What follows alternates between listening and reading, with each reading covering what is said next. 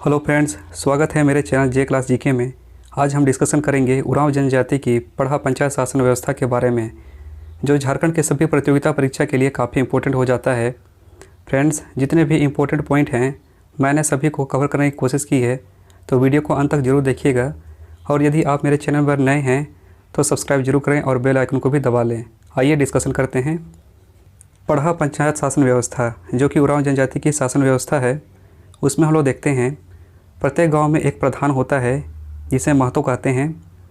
कई गांव को मिलाकर एक पढ़ा बनाया जाता है, उसका प्रधान होता है पढ़ा राजा। कई दूध भैया गांव को मिलाकर एक संगठन बनता है जिसे अंतर पढ़ा कहा जाता है। हम लोग बारे बारे से डिस्कशन करेंगे इस महतो का, पढ़ा राजा का और अंतर पढ़ा का। आइए डिस्कशन करते हैं। सबसे पहले देखेंगे ग्राम स्तर पर, तो ये गांव का प्रधान कौन होता है? महतो होता है। और महतो किस प्रकार का पद हो जाता है? तो ये वंशानुगत पद हो जाता है। इसे कार्य को देखते हैं तो ये ग्राम स्तर पर जितने भी मामले होते हैं उन सभी मामलों का क्या करता है? ये निपटारा करता है।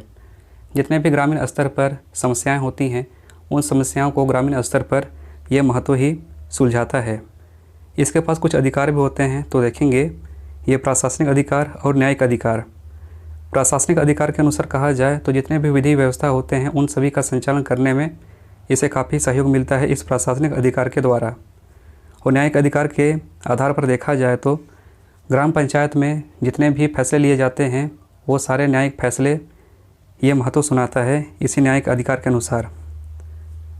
आगे देखते हैं हम लोग, तो महतो का सहायक हमें देखने को मिलता है मांझी। ये मांझी क्या होता है? ये एक प्रकार से संदेशवाहक होता है।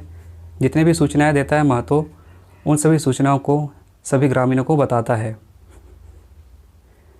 आगे देखते हैं हम लोग, तो गांव का धार्मिक प्रधान होता है पाहन। ये पाहन के कार्य को देखते हैं तो ये धार्मिक कार्य करते हैं, जैसे पर्व त्यौहार, शादी विवाह, जितने भी अनुष्ठान होते हैं उन सभी अनुष्ठानों में ये क्या करता है? पूजा पाठ का कार्य करता है। इसका भी सहयोगी होता है जिसे कहते हैं बैगा। और इस बैगा का कार्य को देखते हैं तो ये ग्रामीण देवताओं को क्या करते हैं? ये शांत करते हैं, उनके लिए पूजा पाठ करते हैं। तो फ्रेंड्स, ये ग्राम स्तर पर क्लियर हो जाता है। तो आइए आगे देखते हैं अंतर ग्रामीण स्तर पर। हम लोग देखते हैं अंतर ग्रामीण पंचायत को कहा जाता है पढ़ा। और यह पढ़ा गठन कैसे होता है? तो हम देखते हैं 7, 12, 21 या 22 गांव को मिलाकर एक पढ़ा का गठन किया जाता है। और इस पढ़ा के कार्य को देखते हैं तो ये 2 या 2 से अधिक गांव के बीच जितने भी मामले उत्पन्न होते हैं उन सभी मामलों को क्या करता है? ये समाधान करता है। और इसमें देखेंगे पुरुष और महिला दोनों की सहभागिता हमें देखने को मिलती है इस पढ़ा में। जैसे हमने देखा था, पढ़ा पंचायत का प्रधान कौन होता है? पढ़ा राजा होता है। इसे कार्य को देखते हैं तो जिन मामलों का समाधान ग्रामीण स्तर पर नहीं हो पाता है महतो के द्वारा, तो उसे पढ़ा राजा के पास में भेज दिया जाता है। और यह पढ़ा राजा क्या करता है? उन सभी मामलों का समाधान करता है। चलिए, ये भी क्लियर है, तो हम लोग आगे बढ़ते हैं। आगे देखते हैं दूध भैया गांव। ये दूध भैया गांव किसे कहा जाता है? तो हम लोग देखेंगे जब एक गांव अपने पढ़ा को छोड़कर दूसरे पढ़ा में शामिल हो जाता है तो उसे दूध भैया गांव कहते हैं। लेकिन पुराना पढ़ा के साथ में किसी प्रकार का इसका संबंध विच्छेद नहीं होता है, तो वैसे गांव को ही कहेंगे दूध भैया गांव। और कई दूध भैया गांव को मिलाकर ही एक संगठन बनता है जिसे कहा जाता है अंतर पढ़ा। तो हम देखते हैं इस अंतर पढ़ा में किस प्रकार के गाँव पाए जाते हैं। तो पहला गांव को कहा जाता है राजा गांव, दूसरे गांव को दीवान गांव, तीसरे को पनेरे गांव, चौथे को कोतवार गांव, और जितने भी शेष बच जाते हैं उन गांवों को प्रजा गांव कहा जाता है। ये काफ़ी इंपॉर्टेंट हो जाता है एग्ज़ाम के पॉइंट ऑफ व्यू से, इसे आप जरूर ध्यान में रखिएगा। चलिए आगे बढ़ते हैं। आगे देखते हैं नोट में, तो हमें देखने को मिलता है पढ़ा दीवान। ये पढ़ा दीवान कौन होता है? तो ये सर्वोच्च पदाधिकारी होता है। इसके कार्य को देखते हैं तो सभी पढ़ा राजा के बीच में ये समन्वय स्थापित करता है। जितने भी पढ़ा राजा होते हैं उन सभी पढ़ा राजा के बीच में यह मतभेद होने नहीं देता है, उनके बीच में यह समन्वय स्थापित करता है।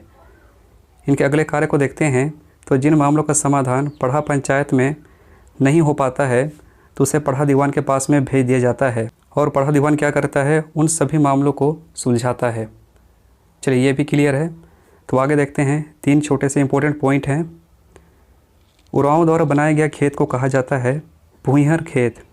और उरांव के द्वारा बसाया गया गांव को कहा जाता है भुईहर गांव। हम देखते हैं ये भुईहर और ये भुईहर शब्द बार बार आ रहा है। इस भुईहर का अर्थ क्या होता है? इसका अर्थ होता है भूमि का स्वामी। ओके फ्रेंड्स, यहाँ तक क्लियर है। आज के लिए इस वीडियो में बस इतना ही।